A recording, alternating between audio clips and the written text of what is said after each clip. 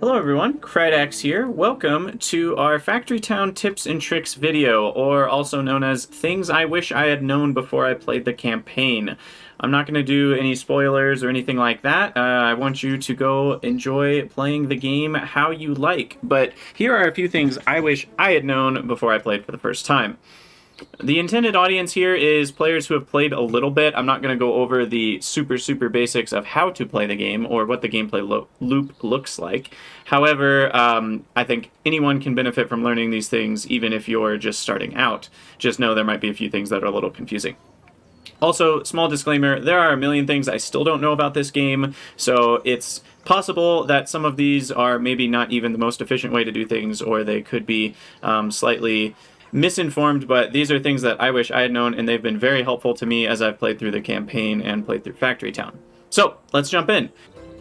So the topics I want to cover in this video are going to be the area of effect for stores and town centers, how to use water effectively, which I did not know how to do, taking advantage of some construction mechanics to stack houses and get more throughput between your buildings, how the happiness consumption coin input house system works, some tips and tricks for storing things in your barn, and some quick tips and tricks that don't fit in any specific category.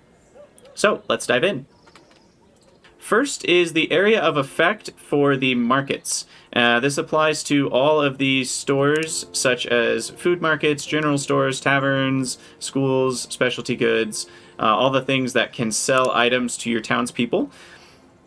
I thought that this little green circle that you can see around the food market was where the houses had to be. So I was always building all of my, town buildings near the middle of my base so they could all have circles around my houses. And then I had to get all the resources into the middle, because then you sell your grain to the market, and that gives your townspeople coins and happiness, and that was all great.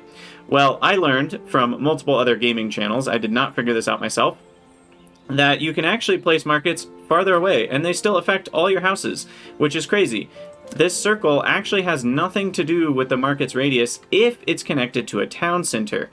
So this town center here is connected to the houses, and then this food market is connected to the town center. Therefore, this food market can sell all of its junk to these houses way over here. And that means you can create food markets kind of wherever you want to, as long as they're connected to your town center. And as you upgrade your town center, you can end up with food markets way over here selling to these houses. And that's very handy. It basically saved my base, so I didn't have to do logistics all to the middle. Very handy. Highly recommend separating out your markets and general stores just kind of next to your production, because they can really be anywhere as long as they're touching the town center's area of effect. And you can see that area of effect when you go to build your buildings, like a general store. You can see these green tiles. Essentially, the stores have to be connected a few tiles in from the edge. I haven't totally figured out why it's a little different for the sales buildings. So you can see if I just touch the yellow tiles on my general store here to the green tiles, it doesn't connect. But then as soon as I get about 3 tiles in right there, then you can see it's linked there at the middle of the screen here. It's linked to the town center and 8 houses. So I don't know why you have to kind of get it a little bit in, because with other buildings, like for example a food mill, to get the happiness bonus from the town, I only have to touch a yellow tile around this building to a green tile. And then that right there, you can see gets my happiness bonus. So that's the simple truth of area of effect for town centers. So water. Also known as why I hated water at first and now I don't. So I noticed you can't sell water at the food market, and that's kind of annoying, because then you have to actually send people to pick up from your wells and sell to houses, and I thought that was really inefficient and strange. And I was like, why would I really want to do this? Well, turns out there's 2 things I didn't know about. I didn't know about the fluid layer. So I saw these layer options, toggle layer view, and I really had no idea what this was about when I started the game. Turns out, you can build underground pipes. So when you build pipes to connect things, you don't have to connect stuff like that. You can build fluid pipes underground. You hit the G key, at least I think that's the default, and I can connect these wells and their outputs to one big fluid pipe that flows underneath all my houses And then I can literally connect the houses like this. You can even connect them like that. The way fluid priorities work is it'll flow straight before it flows sideways, but this will be plenty of water for all the houses. And now all these houses are going to be getting water, which gives you free coins, free experience points, free happiness, and at no cost. You literally don't even need workers to do water. So it's one of the only ways to get coins and happiness with zero cost. Highly recommend setting up fluid pipes as soon as you can, because free coins and happiness is a pretty great thing. So there you go. That's the fluid layer. I also want to show you the other things you can transport in the fluid layer, because I also thought, oh, okay, I can transport water around. Great. Well, it turns out if you click on fluid pipe, and you have the connectors here as well, there are lots of cool things you can do we're not going to get into here, but you can transport any fluid in the fluid pipes. Apple juice, pear juice, berry juice, dragon punch, milk, shakes, fish oil, remedies, health potions, antidotes, elixirs, and the 4 kinds of ethers. So you can save yourself so much logistics setting these up, and all in this underground layer. The nice thing to know about pipes too is if you had like an apple juice pipe, you can cross it over the water pipe like that, and these don't intersect. So they'll just pass through each other with no downside. So it's pretty easy to set up fluid pipes that get everything where you want to go. That's one of the reasons I actually really like juices, is because you don't need to set up wagons or conveyor belts or anything else. You can just set up the fluid pipes. And fluid pipes are great because they're fairly cheap and they require zero getting in the way of your base. Highly recommend. So that's fluid pipes. Next is house stacking. This is something I didn't know about either at first, and it's not necessarily hidden or anything. I just never thought to try it. You can build houses on top of other houses. And so this is one of my favorite things to do if I am wanting a bunch of my houses to be in a small area, is you can build a platform on top of a house and then build a house on top of that platform. And now we have double-decker houses. The couple things you have to note is you still need road access, so I like to go with the log bridge just because it only costs logs, which is kind of nice, and it's easy to connect up. And then you need to, have a area that goes down to the ground, and then connect that to a path, like so. And now all these houses are connected, and you can see that one just got a wheat, I think, from this guy who's still selling wheat to the market. Now you might be wondering, well, what about water? Now these can't be connected to the fluid layer, because that is one of the things about the fluid layer, is you can only connect to buildings that are on the ground. So what you can do is you can actually have a connection point, and we'll just build a connector here. And then we have to build a connector above ground, so you can select your fluid pipe connector, and you'll want that to be access type output. And so that will be putting items out. Actually, no. Is it input? I can never remember which way it goes. But you need to select your fluid pipe and hit tab so you can build vertically here. And so we're going to go up. And now you can see the water's flowing up here. We can delete that connector. And since you don't generally need people walking on these roads, you can kind of put this wherever. I tend to like to go maybe one tile higher, like so, and then you can build sideways and through all your houses, and now you can select your connectors, and it should kind of auto snap to the pipe here, and there you go. I think you can, yeah, you can't build 2 on the same square, so you have to stagger them a little bit. And now you've got water flowing to your houses even though they're on the second layer, and that's pretty easy to do as well. All of these tricks also work with steam pipes and mana pipes and omni pipes and all that. The other stacking mechanic that I feel most players don't know about is the underpass double conveyor trick, is what I'm going to call it. So normally if you want people to be able to walk under conveyor, then you'll put it on top of a pillar and then an arch or something like that, and then this can grab your items and put them through, while a person or wagon or caravan can still walk underneath. But then you can only fit up to 3 grabbers and conveyor belts, or at least that's what you think, but that's wrong, because if you do 2 pillars on top of each other, you can place another conveyor belt right above it that doesn't technically have a support, and it won't stop the wooden wheels flowing underneath it. let me speed this up and actually get some planks going here. Why is this not working? Oh, those are all set to fluid pipes. So I'll set that to planks. Oh, and we need to grab the item off of it. There we go. Okay, so we can see the wood wheel still flows underneath the other belt there. And so we can have 2 belts, even with an underpass, for a maximum of 6 with an underpass, or up to 12 with no underpass. Because with no underpass, we could just do all pillars and place 2 more belts right here. So that's a fun little trick. You may feel like that's cheating, so you don't need to use it, but that's something I use sometimes to fit in more belts or chutes between buildings. Next section I want to talk about is happiness, consumption, coins, kind of those basic mechanics. If you double click on a house, you can see all of the categories that a house wants. As the house levels up, it wants more of each thing, and it allows these higher tier categories. So you can see I can get a maximum of 3 happiness from basic food for a level 1 house, but as this levels up, that goes up to, I believe, 6 eventually. Maybe 5. I can't remember. And here you can see each item you could sell to the house, and when you mouse over it, it'll show you the coins, experience points, happiness, etc. So let me explain what this means. When an item is sold to a house from a food market or directly, you will immediately get the experience points and coins for that. You will also get the happiness. But the thing with happiness, let me find one that has grain still, is it will take 15 seconds to consume the item, and then the happiness will still last for 30 seconds after that, for a total of 45 seconds of happiness from one piece of grain. But during that first 15 seconds, another piece of grain cannot be sold to the house.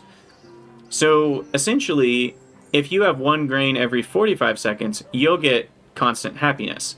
But if you have 1 grain every 15 seconds, you'll get 3 times as many coins and experience for that, but you won't get any more happiness. So the thing about satiation, which is just a big word for saying all the houses are happy with the material, is that you'll end up getting more coins and experience for your houses, but you'll still have max happiness. So if you're like, well, I don't really care about coins, I just want people to be happy, you can double click here and you see your different readouts. If your blue bar is at 100%, then you're good to go for happiness. You don't need any more of that resource. But if you're, let me place another resource here just to show kind of what that could look like. So let's throw some carrots in there. Then you can see here, they're going to start to fill up together, but houses will consume them faster than the happiness bar lasts. So eventually the happiness is going to be winning over the consumption. And that's fine if all you care about is happiness. If you care about maxing out your coins and experience, you want both bars to be at 100%. Eventually, when both bars are at 100%, you'll start to see their inventory is building up with that item. One thing I have noticed is the experience points go up as soon as the item is in the inventory. I'm not sure about coins. Coins, I believe, are only given once they actually begin consuming the item. So those are some tips about how this works with the happiness and how to make sure you're getting the most out of your categories. You can sell more than the maximum happiness. I could sell every type of food to this house, and I would get all kinds of coins and experience, but I would still only get 4 happiness from that. So depending on whether you're wanting happiness or coins, you may or may not want to stop at that maximum number. Okay, on to the next thing, storage tricks. So these are some tricks I wish I had known at the beginning because they're very helpful in making sure you have enough items. First, let's talk about the different types of storage. You got crates, you got silos, you got barns, and technically you have train stations. I haven't used these as much, but they're there. So crates can be accessed by your base, meaning if I want to put planks in here, I could build, for example, chutes using the planks that I have in a crate or a barn. I cannot build a chute using the planks I have in a silo or a train station. So do be careful. If you want to be able to build something with the materials in storage, don't put those things in a silo or train station. Silos and train stations are only for transferring items between people and caravans and pipes and belts, stuff like that, or trains. These are no good at storing items to spend on your base. But you can see as they bring logs here, then I'm able to access those. So that crates can be handy for that in the early game. I tend to prefer barns because they have 4 slots and the slots are upgradable. So on to some storage tricks with barns. If you double click, first of all, you can easily get to the inventory, and that's also true for grabbers. You can double click to set the filter for grabbers. You can double click on buildings to set recipes. So I highly recommend double clicking a lot of things. You can double click a market. Double click's just a handy thing to do. First, we'll talk about these buttons over here.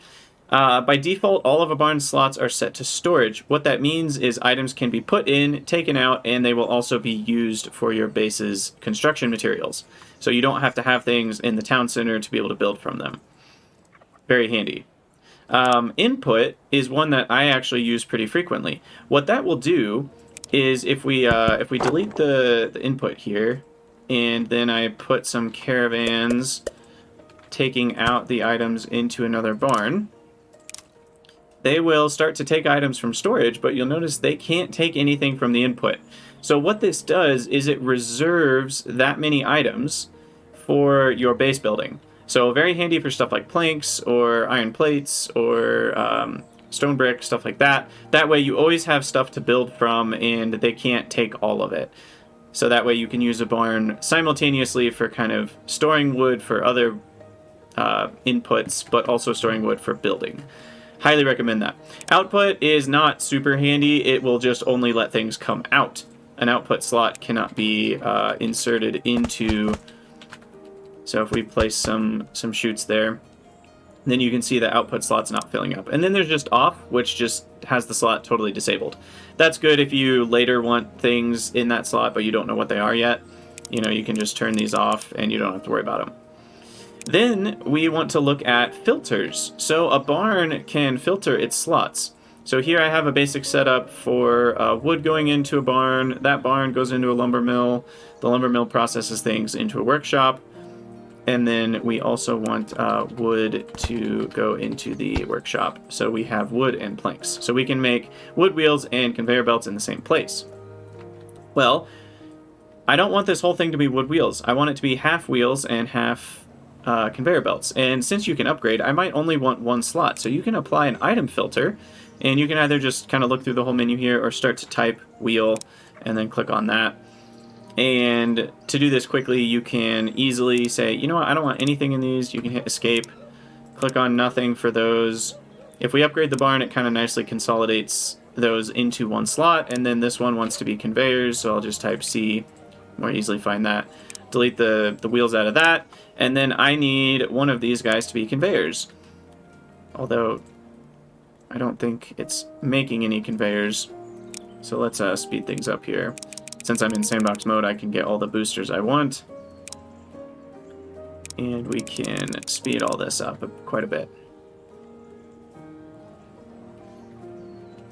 These conveyors are very slow, is the problem here. So we'll do another one for planks. Pick that up. So there you go. That is the basics of how to filter storage. And there's one more trick I have that is a bit more advanced, but has been very useful for me.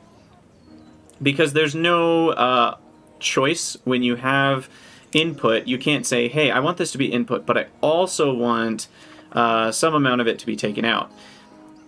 Because then you'd have to use 2 slots. But what if I have 4 item types in here? Well, then I can't have one of them on input and one of them on storage. Because that's usually what I do if I want 100 wood wheels back for building and 100 wheels to be available for belts and conveyors. What you can do is you can use logic blocks. Now, compute blocks. This isn't too difficult, and you can even put them on the belts themselves, but I'll do it out to the side just to kind of show you what happens here. We need a math block and an inventory sensor. And let me just rotate that. So the key is that I want, let's say, 50 wheel or 80 wheels to be reserved in here, but if I have above 100, I want things to flow along this conveyor. And we'll just put another barn on the other end. And I'll make this a better conveyor here so it'll go a little faster. We'll make it metal. So normally if I just set this to wheels, all the wheels will go bye-bye. Assuming that's on storage. And that's not what we want. So what we do, you can also control click to turn off grabbers, by the way, very handy to know about. So we need to set our inventory sensor to read from the barn. So we'll right click on the barn. Now this will read the total number of items everywhere, I believe. You can see the value is here at 115 because I have 115 objects. So we need a filter on wooden wheels. And now it will only read the 100 wheels that we have. Then, because I want to enable this grabber, if the items are above 90, a negative signal sent to the grabber will disable it. So I want to subtract 90. So we set the math function to subtract and the right value to 90. And then that will subtract 90 from whatever's on the left number. And then it will result in a value that we will send to the grabber. So I'll right click and hit set active state. So then the only thing left is to send the inventory's wheel value to the math block. And we want to process it, because if we just set it, it will just set the left value, but it won't actually trigger the math happening or the output of that. So if we hit process, it will send the inventory value and process it, send it to the grabber until we get down to 90 wheels, at which point it should turn off the grabber. So this is great if you just want the priority to be that the barn has wheels, but then if you have extra wheels, you send them off. This is what I usually do for my general store, because I always want to make sure I have wheels to build with, and I don't necessarily want 2 slots of my barn dedicated to wheels. So that way you can just sell the wheels that are above 90. And that's a very handy way to make sure you get all the red coins possible, all the extra happiness and experience possible. So there you go. That is the basics of storage and how to even do a basic math block. Finally, I want to end with some quick tips and tricks that you may or may not know about. One of my favorites is that if you have a path and you want to, or a conveyor or something, and you want to build it up, you can just hit page up and page down. And you can easily move it up or down in the world. And so you can easily build a conveyor that's up here. The other thing to note is you don't need to build a support over here if you want to keep it going, because you're like, oh no, it goes down to the ground. If you hold control, it will stay on the same Z level, meaning height, without you having to do anything extra. So this is a great way to build chutes, you know, way up in the sky, all the way across the map. For your coal or whatever, you can just hold control and keep building to your heart's content at that Z level. And then there's also kind of a weird thing. Sometimes it'll go, you're like, I want it to go straight and then up rather than up and then left. If you kind of mouse out the path first, sometimes you can get it to do what you want. There you can see it's going straight and then right. Whereas if I go this way first, it'll go right and then straight. So that way you can kind of get it going the way you want. So I've already talked about double clicking on a barn to set filters. That's one of the things I wanted to mention, as well as control clicking grabbers to turn them on and off. That's another thing you can do. Finally, for loose bulk, if you're not sure what chutes can carry, if you click on a chute, there's a button down here that tells you what it can transport. Same is true for pipes. And the last little tip I have, and this isn't one that I use all the time myself, but there are one-way path blocks, or logic blocks. And so if you want people to only be able to walk a certain direction along a path, you can set one-way blocks. This is handy because caravans cannot pass through each other. And so if you have a bunch of caravans going back and forth, is there a way for me to just set them going back and forth? This way they'll all follow the one way. And if I make this... Oh, they don't repeat. Okay. But you get the idea. If we just kind of go back and forth a bunch of times here, then they should use those one-ways fairly effectively. Oh, they didn't go multiple times. That's sad. But this is helpful on bridges or something where you don't have a ton of extra space. This makes it less likely they're going to get stuck on each other.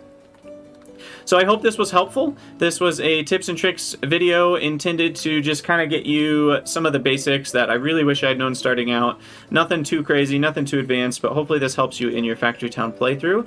And I look forward to sharing a Let's Play with you all of some of my own Factory Town gameplay in the future. Thank you so much for watching. Let me know what you think down in the comments below, and I'll see you guys next time.